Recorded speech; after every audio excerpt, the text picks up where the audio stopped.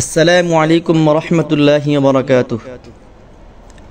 সাতপুর ঐতিহ্যবাহী বেগম জামে মসজিদের সম্মানিত খতিব এবং জামিয়া দারুল ঈমান মাদ্রাসার সুনামধন্য মুহতামিম জনাব হযরত মাওলানা মুফতি মাহবুবুর রহমান হাফিজাহুল্লাহ সাহেবের উদ্যোগে আজকে দরিদ্র রিকশা চালকদের মাথায় ক্যাপ ছাতা পরিয়ে দেওয়া এবং প্রতীকদের মাঝে শরবত বিতরণের আয়োজন করা হয়। আল্লাহ তাআলা হুজুরকে দীর্ঘ নেক হায়াত দান করুক এবং যারা এই কাজে সহযোগিতা করেছে সকলকে উত্তম প্রতিদান দান করুক, আমিন। আমাদের সমর্থবান সকল মুসলমান ভাইদেরকে আমরা আবেদন করব, আমাদের রিক্সা শ্রমিক ভ্যান শ্রমিক ভাইদের মাথায় এই ছোট্ট ছাতাটা মাত্র 180 টাকা বা 150 টাকা নেবে।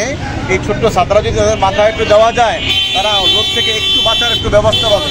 যেটা আপনাদের অনুরোধ করবো, যাদের সামর্থ্য আছে আপনারা এই ব্যবস্থাটা করবেন। প্রত্যেক রিক্সার ড্রাইভারের মাথায় যেন একটা করে ছাতা উঠে যায়।